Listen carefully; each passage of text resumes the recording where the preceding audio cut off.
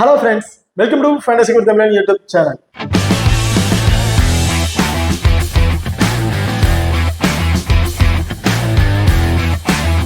நீங்களும் நம்ம சேனலை சப்ஸ்கிரைப் பண்ணலைன்னா மறக்காம சப்ஸ்கிரைப் பண்ணிக்கங்க.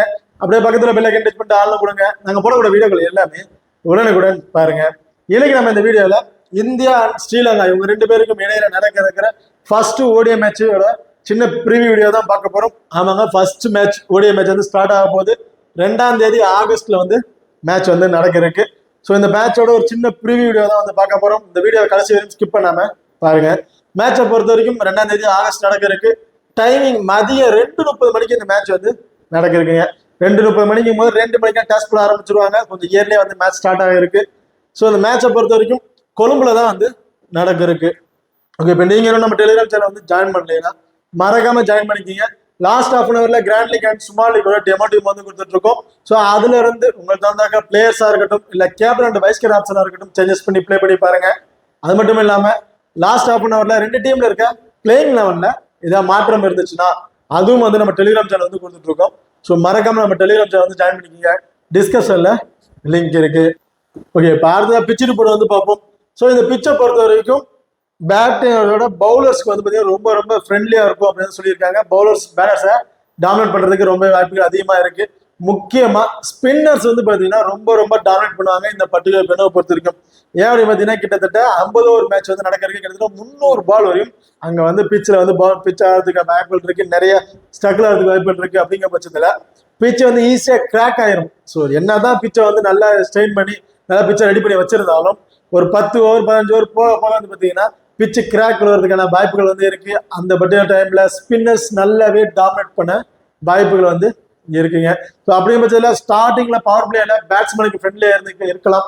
போக எந்த அளவுக்கு ஸ்டார்டிங்ல பேட்ஸ்மேனுக்கு ஃப்ரெண்ட்லியா இருக்கோ அந்த அளவுக்கு போக பவுலர் அதாவது ஸ்பின் பவுலர் வந்து ரொம்பவே டாமினேட் பண்ணுவாங்க இந்த பர்டிகுலர் பெனோவை பொறுத்த வரைக்கும். ஸோ இந்த பர்டிகுலர் பெனோவை பொறுத்த வரைக்கும் பேட்டிங் டாஸ் ஃபர்ஸ்ட் வின் பண்றவங்க டாஸ் வின் பண்ற டீம் வந்து பார்த்தீங்கன்னா ஃபர்ஸ்ட் பேட்டிங் தான் வந்து சூஸ் பண்ணுவாங்க.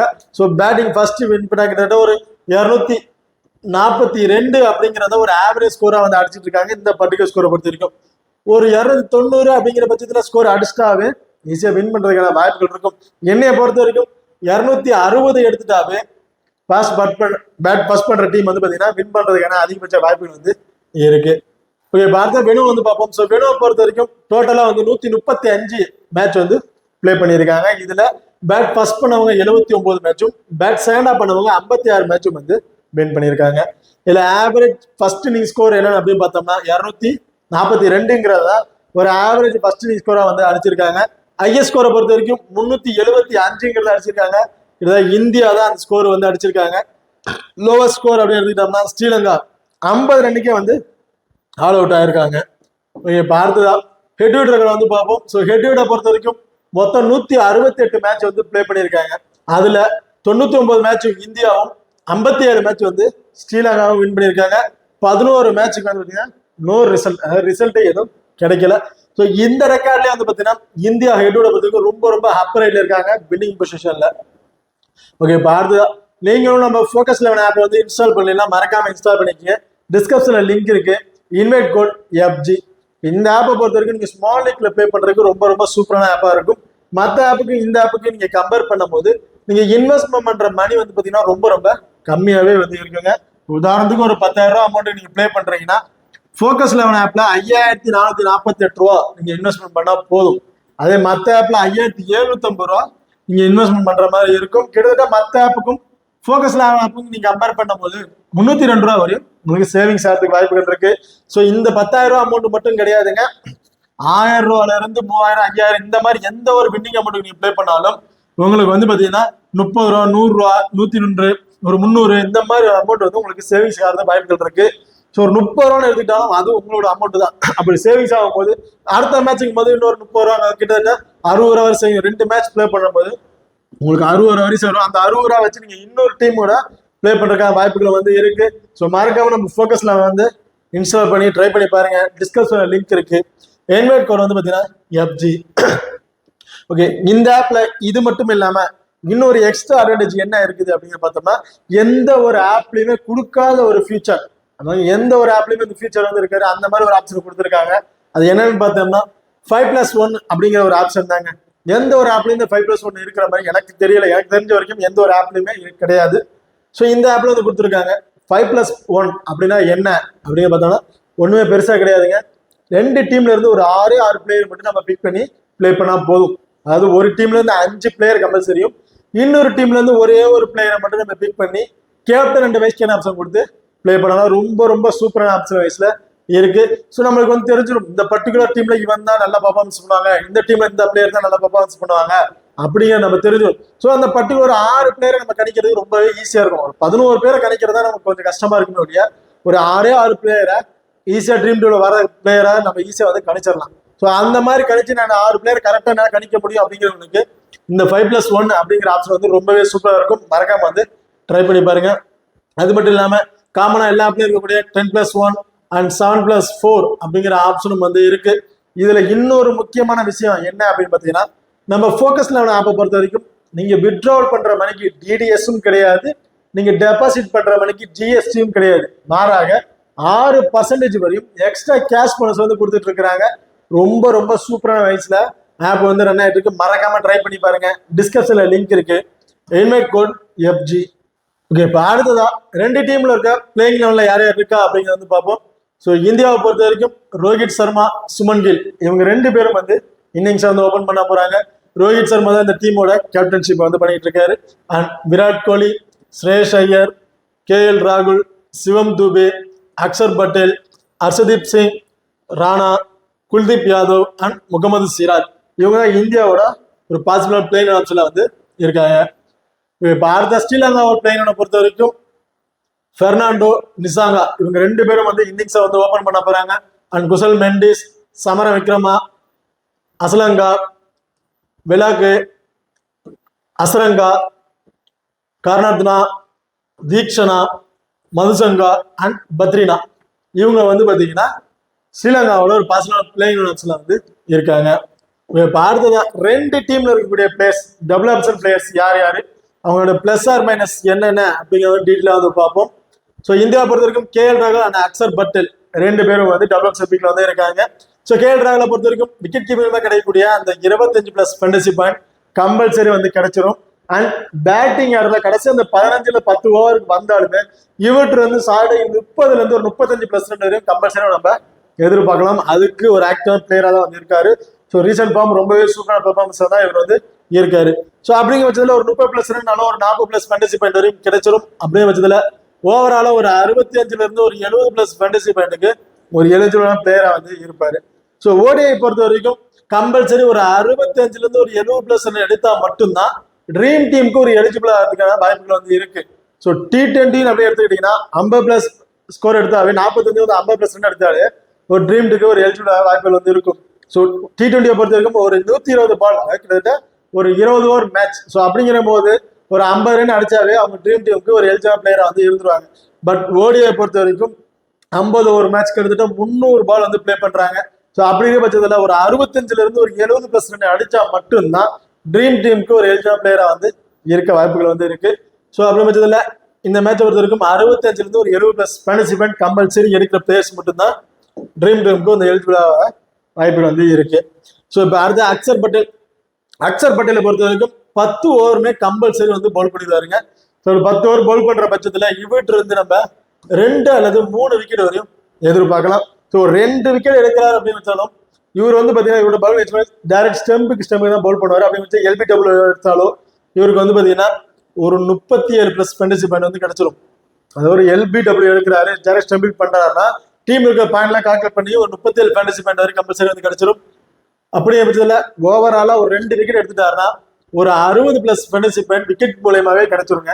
அது இல்லாம பேட்டிங் ஆடுற வந்தாலும் கடைசி ஓவர்ல ஒரு 6-7 ஓவர்ல பேட்டிங் ஆடுற வந்தாலும் இவர்கிட்ட இருந்து ஒரு 15 ஒரு 20+ ரன் வரையும் எதிர்பார்க்கலாம். ஸோ அப்படிங்கிற ஒரு 25+ ஃபேண்டசி பாயிண்ட் ஓவராலா ஒரு 75 ஒரு 80+ ஃபேண்டசி பாயிண்ட்டுக்கு ஒரு சூட்டபிளான பிளேயரா வந்து இருப்பாரு அக்ஷர் பட்டேல். ஸோ நீங்க ரிஸ்கா ட்ரை பண்றீங்க அப்படின்னா கிராண்ட் லீக் ட்ரை பண்ணும்போது இவருக்கு வந்து ஒரு கேப்டன் வந்து வைஸ் கேப்டன் ஆப்ஷன் கூட கொடுத்து ட்ரை பண்ணி பாருங்க. ரொம்ப சூப்பரான ஆப்ஷனாக இருக்கும். ஸோ ஸ்ரீலங்கா பொறுத்த வரைக்கும் குசல் மெண்டிஸ், வெல்லல்கே அண்ட் அசரங்கா இவங்க வந்து பார்த்தீங்கன்னா டபுள் ஆப்ஷன் பிக்ல வந்து இருக்காங்க. குசல் மெண்டிஸை பொறுத்த வரைக்கும் விக்கெட் கீப்பிங் ஆப்ஷன்ல வந்து இருக்காரு. ஸோ T20 மேட்ச்லயே பார்த்தீங்கன்னா தெரிஞ்சிருக்கும், ரொம்ப ரொம்ப சூப்பராக பர்ஃபார்மன்ஸ் பண்ணியிருந்தாரு பேட்டிங் ஆர்டர்ல. பட் அது வந்து T20 மேட்ச், இது வந்து ODI மேட்சுக்கும் போது இதோட பேட்டிங் ஸ்கில் ஒரு நிறையவே சேஞ்ச் பண்ண வேண்டிய அவசியம் வந்து இருக்கு. இவர் போத் ஃபர்ஸ்ட் பவுல் பண்றாங்க, ஸ்ரீலங்கா பொறுத்த வரைக்கும் ஃபர்ஸ்ட் பவுல் பண்றாங்கன்னா குசல் மெண்டிஸ்க்கு வந்து ஒரு இம்பார்ட்டன் வந்து கொடுத்து பாருங்க. விக்கெட் கீப்பிங் மூலமா கிடைக்கக்கூடிய அந்த 25+ ஃபேண்டசி பாயிண்ட் கம்பல்சரி வந்து கிடைச்சிடும். அண்ட் பேட்டிங் ஆர்டர்ல வந்தாலும் ஒரு 30+ ரன் வச்சுக்கிட்டாலும் ஒரு 35+ ஃபேண்டசி பாயிண்ட் வந்து கிடைச்சிடும். அப்படிங்கிற பட்சத்தில் ஒரு 65+ ஃபேண்டசி பாயிண்ட்டுக்கு ஒரு எலிஜிபிளான பிளேயரா வந்திருப்பாரு. ட்ரீம் டீம் வரதுக்கும் ஒரு வாய்ப்புகள் வந்து இருக்கு. அதே பவுலிங் செகண்ட் பண்றாங்க, பேட் ஃபர்ஸ்ட் பண்ணிட்டாங்க அப்படிங்கிற பட்சத்தில் நீங்க டீம் கேட் பண்றீங்கன்னா இவருக்கு வந்து ஒரு 50 ஆப்ஷன் கூட நீங்க வந்து ட்ரை பண்ணி பாருங்க. ரிஸ்கா ட்ரை பண்ணும்போது வேணா வந்து ட்ரை பண்ணி பாருங்க. ஏன்னா பேட் செகண்ட், பவுலிங் செகண்ட் பண்ணும்போது அந்த விக்கெட் கீப்பிங் மூலமா கிடைக்கக்கூடிய பாயிண்ட்ஸ் கிடைக்குமா அப்படிங்கிறது ஒரு கொஸ்டின் மார்க்கா தான் வந்து இருக்கு.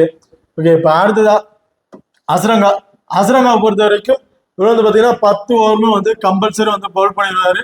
ஸோ 10 ஓவர் பவுல் பண்ற பட்சத்துல இவர்கிட்ட இருந்து 2 விக்கெட், அதிகபட்சம் 3 விக்கெட்டும் கிடைக்கிறதுக்கான வாய்ப்புகளும் வந்து இருக்கு. ஸோ அது மட்டும் இல்லாம பேட்டிங் ஆர்டர்ல வந்தாலும் ஒரு 20+ ரன் வரையும் அடிக்கிறதுக்கான வாய்ப்புகள் வந்து இருக்கு அசரங்காவை பொறுத்த வரைக்கும். அடுத்ததா பெல்லர்கேவை பொறுத்த வரைக்கும் ஸோ இந்த மேட்ச் வந்து பிளே பண்றாரு. T20 வந்து பிளே பண்ண கிடையாது, ODIல வந்து ஃபர்ஸ்ட் இந்த மேட்ச் சீசன்ல வந்து பிளே பண்றாரு. அப்படியே மேட்ச்ல இவரும் வந்து பாத்தீங்கன்னா கம்பல்சரி வந்து 10 ஓவருமே வந்து பவுல் பண்ணிடுவாருங்க. அது மட்டும் இல்லாம பேட்டிங் ஆர்டர்ல ஒரு செகண்ட் டவுன் பொசிஷன்ல வராது, செகண்ட் தேர்ட் டவுன் பொசிஷன்ல வராது. ஸோ பேட்டிங் ஆர்டரும் சரி பவுலிங் சரி ரொம்ப ரொம்ப சூப்பரான பர்ஃபார்மன்ஸ் தான் இருக்கு இவர்கிட்ட. ஸோ அப்படிங்கிற பட்சத்தில் பேட்டிங் ஆர்டர் வந்தாலும் என்னோட தனிப்பட்ட கருத்துப்படி இவர்கிட்ட இருந்து ஒரு 25 இருந்து ஒரு 30+ ரன் வரையும் எதிர்பார்க்கலாம். அண்ட் பவுலிங்லயும் 2 விக்கெட் கம்பல்சரி வந்து எதிர்பார்க்கலாம். அதிகபட்சம் 3 விக்கெட் போறதுக்கான வாய்ப்புகளும் வந்து இருக்கு.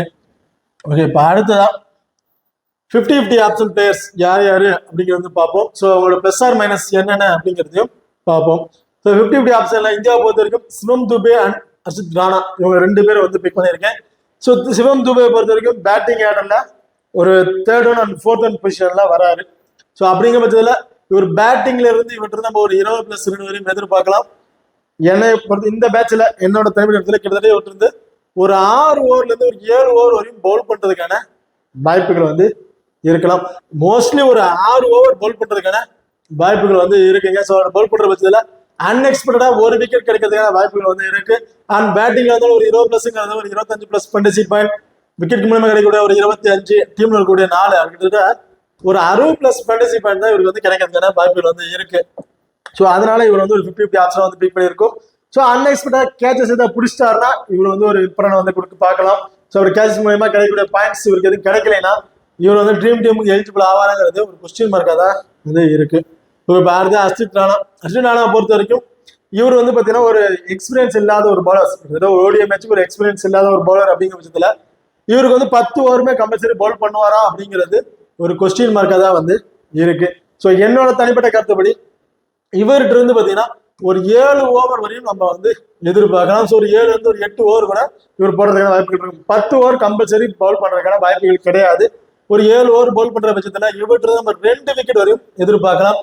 அதுக்கு மேல போறதுக்கு ஒரு ரிஸ்கா தான் இருக்கும். ஸோ அந்த பவர் பிளேல ஒரு ஓவர் போடுறதுனால இவரோட பால் நல்லா ஸ்விங் ஆக வாய்ப்புகள் இருக்கு. ஸ்ட்ரைட் டு ஸ்டெம்புக்கு போறதுக்கான வாய்ப்புகள் இருக்க பட்சத்துல இவர்கிட்ட இருந்து 2 விக்கெட் வரையும் எதிர்பார்க்கலாம். வேற எக்ஸ்ட்ரா அட்வான்டேஜ் பெருசா எதுவுமே கிடையாது. ஸோ 2 விக்கெட்னா செம்பிட் பண்ணாலும் ஒரு 50+ ஃபேண்டசி பாயிண்ட் தான் வந்து கிடைக்கிறதுக்கான வாய்ப்புகள் வந்து இருக்கும். ஸோ அதனால இவர் வந்து ஒரு 50-50 ஆப்ஷனை வந்து பிக் பண்ணியிருக்கேன். ரிஸ்கா ட்ரை பண்றேன்னு நினைக்கிறவங்க இவங்க 2 பேரும் மஸ்ட் ட்ரை பண்ணி பாருங்க. ஸோ சப்போஸ் 2ங்கிறது 3 விக்கெட் எடுத்துட்டாலும் ஒரு ஃபேண்டசி டீமுக்கு ஒரு எலிஜிபிளா பிளேயரா வந்து இருப்பாங்க. சேஃபா ட்ரை பண்ணி வாங்கிக்கலாம். 50-50 ஆப்ஷனா வந்து ட்ரை பண்ணி பாருங்க. அடுத்ததா ஸ்ரீலங்கா பொறுத்த வரைக்கும் நிசாங்கா அண்ட் மகதீப் தீசலா. ஸோ இவங்க 2 பேரும் பொறுத்த வரைக்கும் ஏன் 50-50 ஆப்ஷனா பிக் பண்ணியிருக்கேன் அப்படிங்கிறத பார்ப்போம்.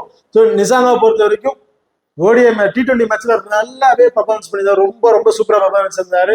ரீசெண்ட் மேட்ச் எல்லாமே சூப்பரா தான் இருக்கு. ஸோ இந்த பர்டிகுலர் மேட்ச்ல என்னோட கணிப்படி ஒரு 30+ ரன் அடிக்கிறாரு வச்சுக்கிட்டாலும் ஒரு 35 இருந்து ஒரு 40+ ஃபேண்டசி பாயிண்ட் கிடைக்கிறதுக்கான வாய்ப்புகள் தான் வந்து இருக்கு. அது பத்தாது. ஸோ ODI மேட்ச்னாவே 65 இருந்து ஒரு 70+ ரன் அடிச்சா மட்டும்தான் ஒரு 65 இருந்து ஒரு 70+ ஃபேண்டசி பாயிண்ட் கிடைச்சா மட்டும்தான் ஒரு ட்ரீம் டீமுக்கு ஒரு எலிஜிபிள் ஆகிறதுக்கு வாய்ப்புகள் வந்து இருக்கு. ஸோ ஒரு பேட்டிங்ல இருந்து கிட்டத்தட்ட ஒரு 45 இருந்து ஒரு 50+ ஃபேண்டசி பாயிண்ட் மட்டும்தான் கிடைக்கிறதுக்கான வாய்ப்புகள் வந்து இருக்கும். ஸோ அப்படிங்கிற பட்சத்தில் இவர் ட்ரீம் டீமுக்கு வர வாய்ப்புகள் வந்து இருக்கு. ஸோ அதனால இவர் வந்து ஒரு 50-50 ஆப்ஷனா வந்து பிக் பண்ணியிருக்கேன். வேற எக்ஸ்ட்ரா அட்வான்டேஜும் பெருசா இவர்கிட்ட எதுவும் கிடையாது. ஸோ தீக்ஷனா பொறுத்த வரைக்கும் இவரோட 8 ஓவர் அல்லது எனக்கு பொறுத்த வரைக்கும் 8 ஓவர் கம்பல்சரி வந்து பவுல் பண்ணிடுவாருங்க.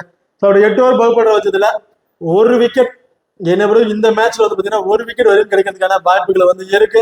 ஸோ அப்படி ஒரு விக்கெட் கிடைக்கிற பட்சத்துல இவர் வந்து ட்ரீம் டீமுக்கு வர வாய்ப்புகள் கிடையாது. ஸோ ஒரு விக்கெட் 2 விக்கெட் கிடைச்சாலும் இவர் ட்ரீம் டீம் வருவாராங்கிறது ஒரு கொஸ்டின் மார்க்காக தான் வந்து இருக்கு. ஏன் அப்படின்னு பாத்தீங்கன்னா இவரோட ஃபீல்டிங் பொசிஷனும் லாங்கா கிடையாது, நியர்பைல தான் இருக்காரு. அந்த பவர் பிளேலே ஒரு அன்எக்ஸ்பெக்டடா கேட்ச் கிடைச்சா மட்டும்தான் உண்டு. இப்படி கிடைச்சாலும் 2 விக்கெட் 50+ ஃபேண்டசி பாயிண்ட், இவரோட 8+ ஃபேண்டசி பாயிண்ட், ஓவராலா ஒரு 58 இருந்து ஒரு 60+ ஃபேண்டசி பாயிண்ட் ஒரு எலிஜிபிள் பிளேயரா தான் வந்து இருப்பாரு இல்லையா. ட்ரீம் டீமுக்கு வரதுக்கு வாய்ப்பு கிடையாது. ஸோ அதனால இவங்க வந்து 50 ஆப்ஷனா வந்து பிக் பண்ணியிருக்கேன். இப்போ பார்த்தா லோ பர்சன்டேஜ் இம்பார்ட்டன்ட் பிளேயர்ஸ் யார் யாரு அப்படிங்கிறது பார்ப்போம். ஸோ இந்தியா பொறுத்த வரைக்கும் ஸ்ரேயஸ் ஐயர் அண்ட் முகமது சிராஜ் இவங்க 2 பேரும் கிட்டத்தட்ட ஒரு 20% கீழே தான் பீப்புள் வந்து பிக் பண்ணியிருக்காங்க. ஸோ ஸ்ரேயஸ் ஐயரை பொறுத்த வரைக்கும் பேட்டிங் ஆடுற ரொம்ப ரொம்ப ரொம்ப சூப்பரான பர்ஃபார்மன்ஸ் தான் பண்ணிக்கிட்டு இருக்காரு. ஓடிஐ மேட்ச்ல வந்து நிறைய ரெக்கார்டும் வந்து வச்சிருக்காரு. ஸோ டாப் ஆர்டர்ல ரோஹித் சர்மா, சுமன் கில் இவங்க 2 பேரும் அந்த 20-25+ ஓவர்லயே வந்து பாத்தீங்கன்னா விக்கெட்டை இழந்துட்டாங்க. அப்படின்னா விராட் கோலி அண்ட் ஸ்ரேயஸ் ஐயர் இவங்க 2 பேரோட பார்ட்னர்ஷிப் வேற மாதிரி இருக்குங்க. ஸோ ரீசெண்ட் மேட்ச்ல நீங்க செக் பண்ணி பார்த்தா தெரியும், Virat Kohli and Shreyas ஐயரோட partnership இருக்க மேட்ச்லாம் ரொம்பவே சூப்பரான பர்ஃபார்மன்ஸ் பண்ணியிருந்தாங்க. 2 பேரும் வந்து பாத்தீங்கன்னா என்னைய பொறுத்த வரைக்கும் இந்த பர்டிகுலர் மேட்ச்ல ஸ்ரேயஸ் ஐயர்ட்ட இருந்து ஒரு 40+ இருந்து ஒரு 45+ ரன் வரையும் நம்ம வந்து எதிர்பார்க்கலாம். அண்ட் டாப் ஆர்டர்ல விக்கெட்டை இழந்துட்டாங்க, ஸ்ரேயஸ் ஐயர் விராட் கோலி பார்ட்னர்ஷிப் பண்ணியிருக்காங்க அப்படிங்கிற பட்சத்துல ஸ்ரேயஸ் ஐயர் நான் வந்து 60+ ரன் வரையுமே அடிக்கிறதுக்கான வாய்ப்புகள் இருக்கும் என்னோட தனிப்பட்ட கருத்து. ஸோ அப்படிங்கிற பட்சத்துல ஆவரேஜா ஒரு 40+ ரன் அடித்தாலும் ஒரு 45 இருந்து ஒரு 50+ ஃபேண்டசி பாயிண்ட்டுக்கு ஒரு எலிஜிபிள் பிளேயரா வந்து இருப்பாரு. டீம்ல இருக்கக்கூடிய 4+ ஃபேண்டசி பாயிண்ட், ஓவராலா ஒரு 55 ஃபேண்டசி பாயிண்ட்டுக்கு ஒரு எலிஜிபிள் பிளேயரா வந்து இருப்பாரு. அது மட்டும் இல்லாம இந்த கேச்சஸ் பிடிக்கக்கூடிய பாயிண்ட் ஆஃப் வியூ, அதாவது ஸ்கொயர் பவுண்டரிஸ்ல வந்து நிற்கக்கூடிய வாய்ப்புகள் இருக்கு.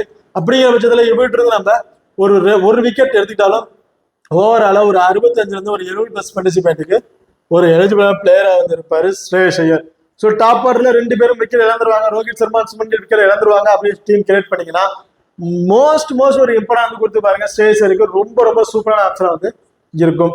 ஸோ அடுத்ததான் முகமது சிராஜை பொறுத்த வரைக்கும் T20 மேட்ச்ல பெருசா விக்கெட் ஆப்ஷன்ல எந்த ஒரு பர்ஃபார்மன்ஸ் இல்லை அப்படின்னா ரொம்ப ரொம்ப கம்மியான பர்சன்டேஜ் தான் வந்து பிக் பண்ணியிருக்காங்க.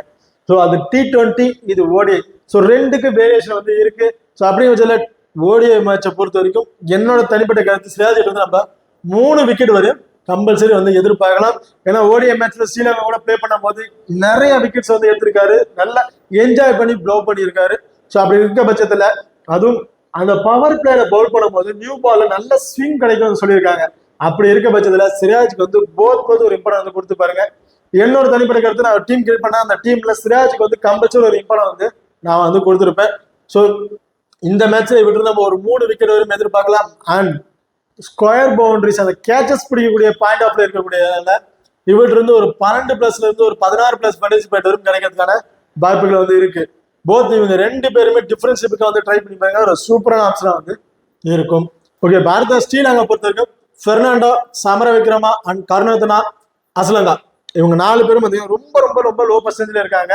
ஸோ இவங்களாம் பொறுத்த வரைக்கும் மஸ்ட் ஒரு இம்பார்ட்டன்ட் டிஃபரன்ஷிப்புக்கு வந்து ட்ரை பண்ணி பாருங்க, ரொம்ப சூப்பரான ஆப்ஷனா வந்து இருக்கும். ஏன் அப்படின்னு பாத்தீங்கன்னா பெர்னாண்டோவை பொறுத்த வரைக்கும் ரீசெண்டா ஸ்ரீலங்காக்காக எந்த ஒரு மேட்ச் வந்து பிளே பண்ணல, வந்து ரெஸ்ட்ல தான் வந்து இருந்தாரு. இந்த மேட்ச் வந்து பிளே பண்ண வராரு. ஸோ இந்த ஓடியில பிளே பண்றதுக்கான வாய்ப்புகள் நிறையவே இருக்கு. இவரோட பேட்டிங் ஸ்கில் வந்து ரொம்ப ரொம்ப சூப்பரான ஸ்கில்ல தாங்க இருக்காரு. ஸோ அப்படி கொஞ்சம் என்னோட தனிப்பட்ட கருத்தா இவர்கிட்ட இருந்து 35+ ரன் வரையும் இந்த 40+ ரன் வரையும் கம்பல்சரி வந்து எதிர்பார்க்கலாம். அப்படி 35+ ரன் எடுத்துட்டாலும் 40 இருந்து ஒரு 45+ ஃபேண்டசி பாயிண்ட் வரைக்கும் கிடைச்சிடும். நான் கேச்சஸ் பிடிக்கக்கூடிய பாயிண்ட் ஆஃப்ல இருக்கக்கூடியனால இவர்கிட்ட வந்து ஒரு 12 இருந்து ஒரு 16+ ஃபேண்டசி பாயிண்ட் எக்ஸ்ட்ரா கிடைக்க வாய்ப்புகள் வந்து இருக்கு. ஸோ அப்படிங்கிற பட்சத்துல ஒரு 65+ ஃபேண்டசி பாயிண்ட் கிடைக்கிறதுக்கான வாய்ப்புகள் வந்து இருக்கு பெர்னாண்டோவை பொறுத்த வரைக்கும். அண்ட் சமர விக்ரமா பொறுத்த வரைக்கும் ரீசெண்ட் ஃபார்ம்ல பார்த்தீங்கன்னா எல்லா மேட்ச்லயுமே ரொம்ப ரொம்ப ரொம்ப சூப்பரான ஃபார்ம்ல தான் வந்து இருக்காரு. ஸோ அப்படி இருக்க பட்சத்துல இந்த மேட்ச்ல இவர்கிட்ட இருந்து நம்ம 45 இருந்து ஒரு 50+ ரன் வரையும் கம்பல்சரி வந்து எதிர்பார்க்கலாம். ஸோ அப்படி 50+ ரன் அடிச்சிட்டாருன்னா ஒரு 55 இருந்து ஒரு 60+ ஃபேண்டசி பாயிண்ட் வரையும் கிடைச்சிடும். அண்ட் ஒரு அன்எக்ஸ்பெக்டட் கேச்சஸ் பிடிச்சிட்டாலோ ஒரு ரன் அவுட் பண்ணிட்டாலோ இவருக்கு வந்து ஒரு 12+ ஃபேண்டசி பாயிண்ட் அண்ட் ஓவராலா ஒரு 65 ஃபேண்டசி பாயிண்ட்டுக்கு ஒரு கம்பல்சரி எலிஜிபிள் பிளேயரா வந்து இருப்பாரு. அடுத்ததா கர்ணதனா பொறுத்த வரைக்கும் 10 ஓவருமே வந்து பவுல் பண்ணிடுவாருங்க.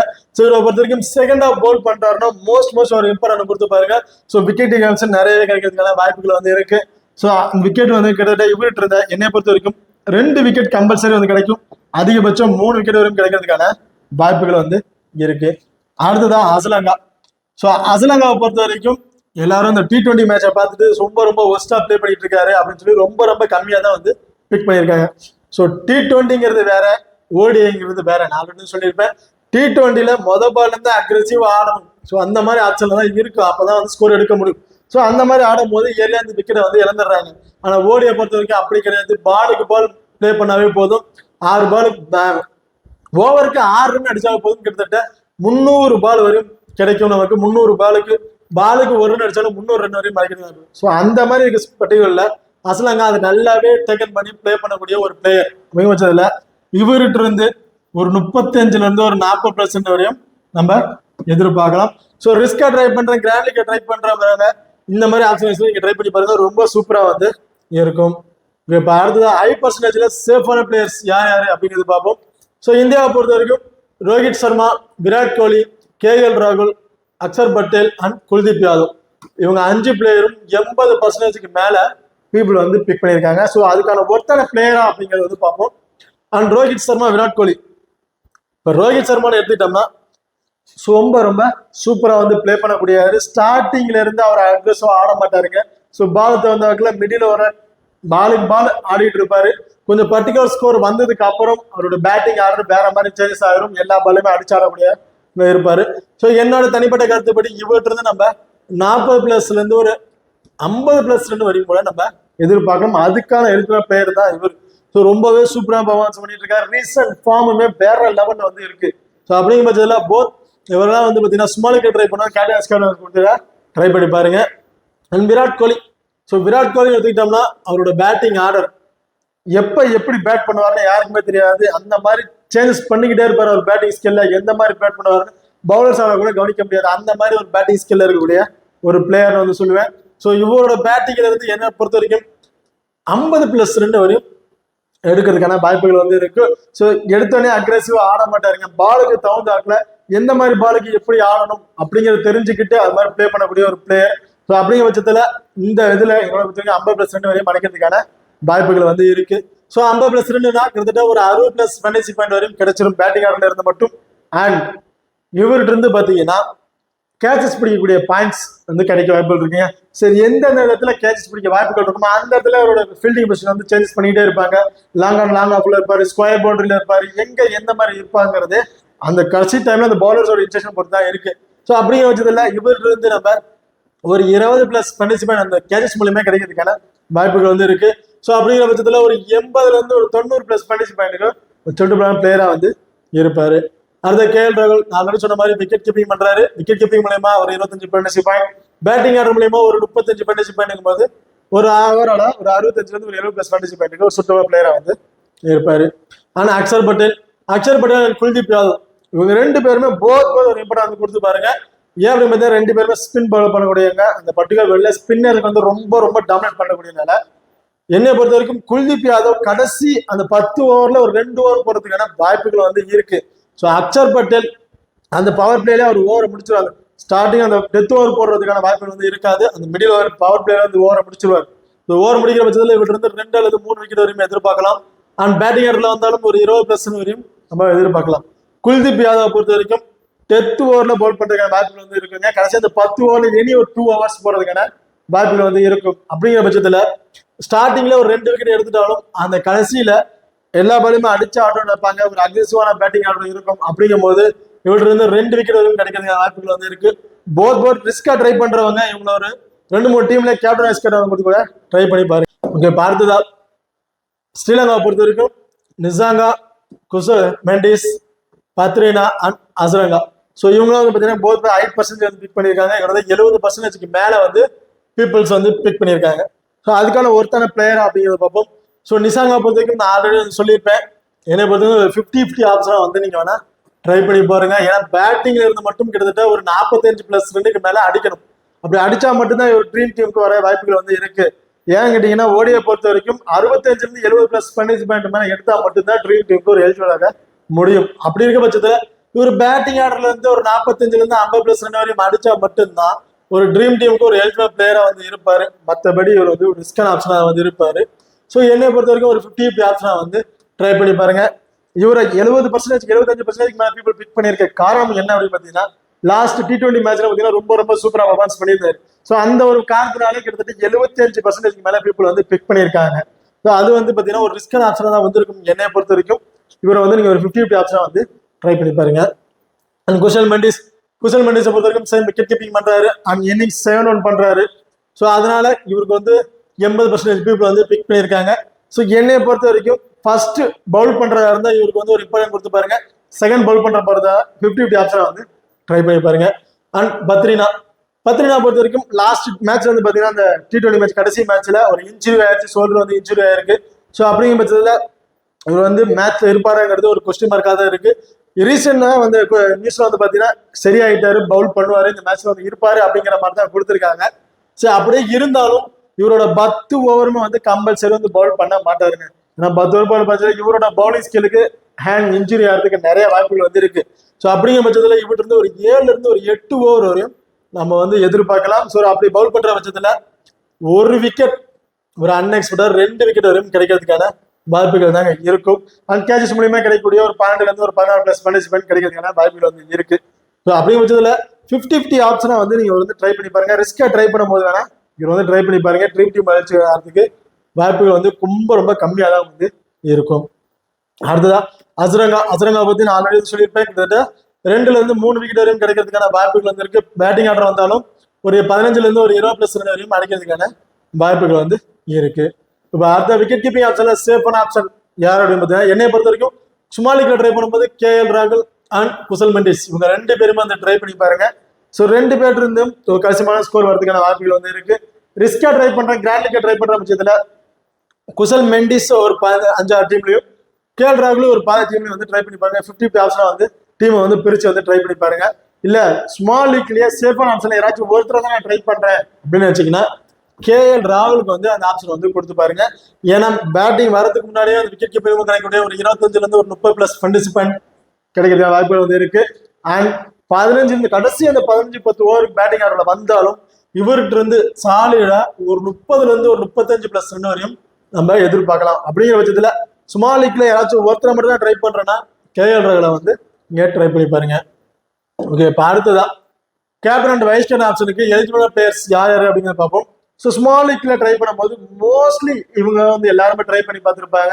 யார் அப்படிங்கிற பார்த்தோம்னா அக்சர் பட்டேல், ரோஹித் சர்மா அண்ட் விராட் கோலி. ஸோ இந்த பர்டிகுலர் பிளேயர்ல இருந்து யாராச்சும் 2 பிளேயருக்கு கேப்டன் அந்த வைஸ் கேப்டன் ஆப்ஷன் வந்து ட்ரை பண்ணி பாருங்க. ரொம்ப சேஃபான ஆப்ஷனா இருக்கும். ஸ்மால் லீக்ல ட்ரை பண்றவங்களுக்கு ஒரு சூட்டபிளான ஆப்ஷனா வந்து இருக்கும். அதே ரிஸ்கா ட்ரை பண்றேன், கிராண்ட் லீக்ல ட்ரை பண்றாங்கிற பட்சத்துல ஸ்ரேயஸ் ஐயர், முகமது சிராஜ், KL ராகுல், சமர விக்ரமா, வெல்லல் கே அண்ட் கருணாதனா இவங்களுக்கு வந்து பாத்தீங்கன்னா captain and vice captain option கொடுத்து ட்ரை பண்ணி பாருங்க. ரொம்ப சூப்பரான ஆப்ஷனா இருக்கும். கிட்டத்தட்ட இருக்காங்க எல்லா பிளேயர்ஸும் வந்து பாத்தீங்கன்னா ஒரு 2 பிளேயர் தான் எல்லாருமே ரொம்ப லோ பர்சன்டேஜ் தான் இருக்காங்க. கிட்டத்தட்ட ஒரு 20% கீழே தான் வந்து பீப்புள்ஸ் வந்து பிக் பண்ணியிருக்காங்க. என்னை பொறுத்து இதுல வந்து KL ராகுல் அண்ட் சமர விக்ரமா இவங்க 2 பேரும் மட்டும் தான் ஹை பர்சன்டேஜ் இருக்க வாய்ப்புகள் இருக்கு. மிச்சம் எல்லாருமே பாத்தீங்கன்னா ரொம்ப லோ பர்சன்டேஜ் இருக்காங்க. அப்படிங்கிற பட்சத்துல நீங்க பிக் பண்ணி வந்து கேப்டன் கொடுத்து ஏதாச்சும் 2 விக்கெட் அன்எக்ஸ்பெக்டடா கேச்சஸ் பிடிச்சாலோ இல்லை விக்கெட்டுகளை ஒரு 3வது 4 எடுத்துட்டாலும் இவங்களோட பொசிஷன் வந்து உங்களோட டாப்பாட கொண்டு போறதுக்கான வாய்ப்புகள் வந்து இருக்கு. ஸோ ரிஸ்கா ட்ரை பண்றாங்க, இந்த மாதிரி ஆப்ஷன்ஸ் ட்ரை பண்ணி பாருங்க. ரொம்ப சூப்பரான ஆப்ஷனா வந்து இருக்கும். ஓகே, இந்த வீடியோ வந்து உங்களுக்கு பிடிச்சிருக்கும் நம்புறேன். ஸோ இந்த வீடியோ பிடிச்சிருந்தா மறக்காம லைக் பண்ணுங்க, ஷேர் பண்ணுங்க, சப்ஸ்கிரைப் பண்ணுங்க. இந்த வீடியோவை பத்தி ஏதாவது கருத்துக்கள் இருந்தா மறக்காம கமெண்ட் பண்ணுங்க. தேங்க்யூ.